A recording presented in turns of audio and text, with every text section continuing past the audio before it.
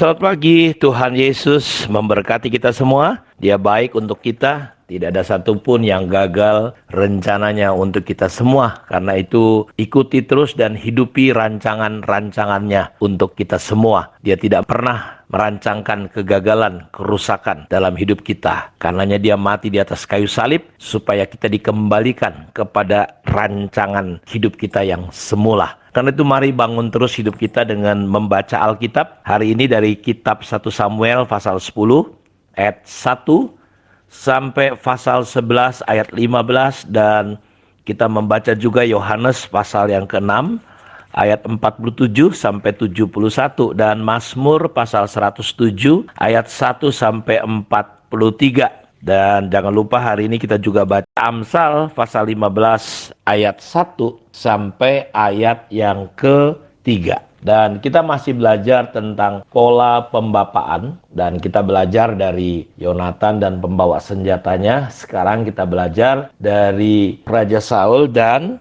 Daud pembawa senjatanya. Dari seorang pelayan, dia naik menjadi seorang pembawa senjata Saul, dan dari situlah jalan-jalan kehidupan Daud sampai akhirnya dia menjadi seorang raja. Dan tentu tidak ada proses yang mudah, tetapi prosesnya luar biasa menurut saya. Karena pada akhirnya Daud sang pembawa senjata ini dikejar-kejar untuk dibunuh. Dan saya ingin mengajak saudara melihat kualitas yang dimiliki oleh Daud sang pembawa senjata. Dia memulai karirnya dari yang paling rendah sebagai penjaga domba. Tapi dari situ dia memiliki hubungan yang luar biasa dengan Tuhan. Dia dilatih dengan alam, berhadapan dengan singa, dengan beruang. Dan dia melihat bahwa ada kekuatan besar yang lebih besar dari apapun, yaitu kekuatan Tuhan. Karena itu dia dikenal sebagai pemazmur, penulis kitab Mazmur. Dia terkenal sebagai seorang yang memiliki persekutuan hubungan dengan Tuhan. Sehingga ada satu ayat berkata, Tuhan bergaul karib dengan orang-orang yang takut akan Dia.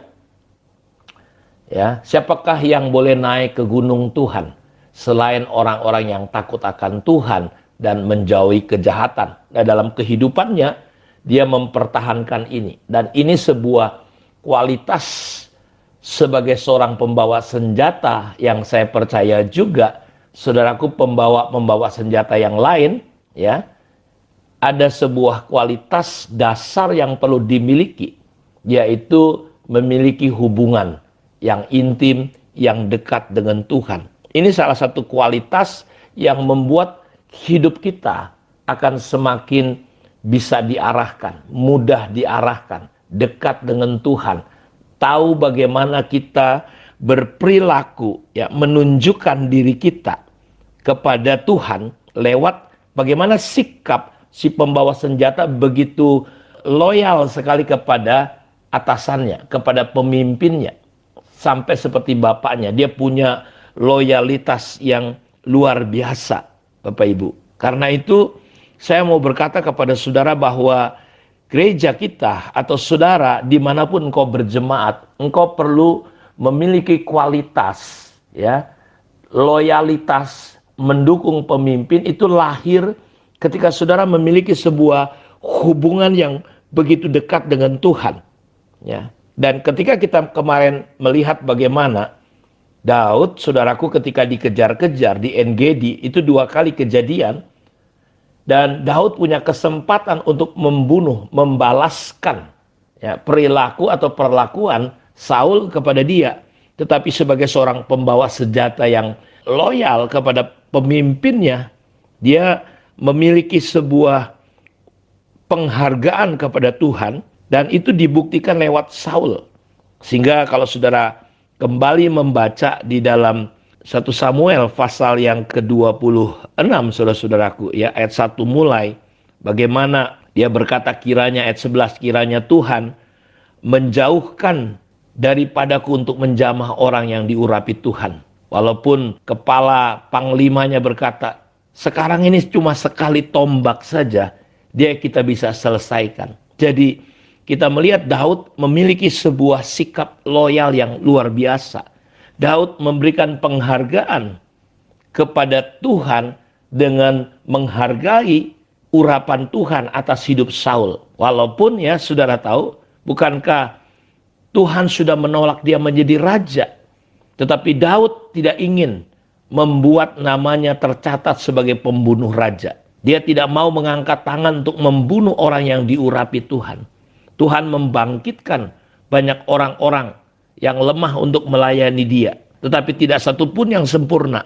Satu-satunya yang sempurna adalah Tuhan Yesus. Daud memberi pelajaran berharga kepada kita semua, kepada anggota-anggotanya. Bagaimana kita harus memberi hormat kepada Tuhan dengan menghormati pemimpin-pemimpin kita. Karena itu takut akan Tuhan itu ditunjukkan kepada Daud dengan belajar menghormati pemimpinnya. Jadi jangan kita sembarangan bersikap yang tidak benar, saudara-saudaraku. Daud tetap menghormati Tuhan dengan cara yang luar biasa. Dia rela mematikan kehendak dirinya, kepentingan diri sendiri. Kemarin saya berkata bagaimana sih aplikasi kita bisa untuk mengaplikasikan memberi kontribusi. Ya, kalau kita tahu bahwa kita tidak kebetulan, kita pasti akan memberi kontribusi yang positif, bukan yang negatif. Kita bukan menjadi orang yang membawa masalah, tetapi menyelesaikan masalah. Kita akan membawa damai. Dan saya menulis kemarin bahwa salah satu, bahwa Kristus telah mati untuk semua orang, supaya mereka tidak hidup bagi dirinya, tapi hidup bagi Allah. Bagaimana kita bisa hidup bagi Allah seperti kayak Daud ini? Yang pertama, kita harus berhenti dari ego kita, mati dari ego kita. Kita tidak mengasihi diri kita. Kita mendahulukan kepentingan Tuhan, kebenaran Tuhan daripada diri kita. Dan inilah yang Daud lakukan. Dia menghormati Tuhan dengan cara dia rela mematikan. Walaupun sebenarnya saudaraku berulang-ulang dia mau dibunuh, berulang-ulang sebagai pembawa senjata Saul, orang yang menunjukkan setia, dia tidak mendapatkan yang terbaik dari Saul. Ya, dia harus mematikan kehendaknya, kepentingannya. Ya, dia justru menjagai keamanan. Ya, Saul, dia tidak membiarkan Saul mati. Karena Saul itu orang yang pernah diurapi Tuhan. Karena itu kita belajar melatih diri kita menghormati Tuhan. Bagaimana kita cara memberikan hormat kepada Tuhan yang tidak kelihatan? Kita dengan belajar menghormati orang-orang yang Tuhan berikan kepada kita. Orang tua kita, guru kita, kepala sekolah kita, bos kita, gembala kita yang menuntun kita kepada perkara-perkara rohani. Kalau kita berkata dalam kitab Ibrani 13 ayat 17, dikatakan di situ bagaimana kita harus menghormati pemimpin-pemimpin kita dengan taat kepada mereka. Biarlah kita melakukan hal itu untuk dua alasan. Yang pertama, karena inilah yang membuat keadaan hubungan menjadi bagus di dalam gereja Tuhan. Ini yang mendatangkan damai sejahtera. Ketika kita mengasihi pemimpin kita seperti Daud, itu suasananya beda sekali. Pemimpin yang mengasihi mereka yang dipimpin dan anggota yang taat kepada pemimpinnya. Yang kedua alasannya biarlah sikap hormat kita kepada Tuhan ditunjukkan dengan memberikan penghormatan kepada mereka yang Tuhan urapi untuk jadi pemimpin kita.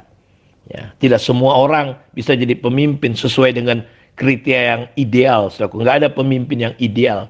Tetapi kita belajar praktek seperti Daud yang memiliki sikap, sifat. Kita mungkin tidak membunuh siapapun, tapi apakah saudara menghormati orang-orang yang Tuhan taruh di atas saudara? Kiranya renungan ini menolong dan memberkati kita semua untuk kita memiliki sebuah kualitas kehidupan seperti Daud sebagai seorang pembawa senjata. Sehingga kita bisa sepakat seperti yang terjadi dengan Yonatan dan pembawa senjatanya. Tuhan memberkati kita.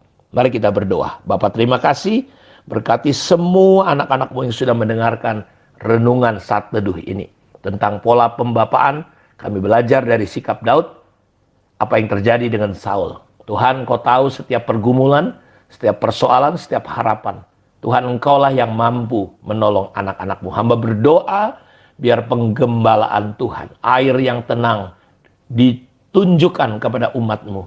Rumput yang hijau, perlindungan yang nyata, sehingga kami tidak takut ketika kami harus masuk di dalam lembah kelam sekalipun.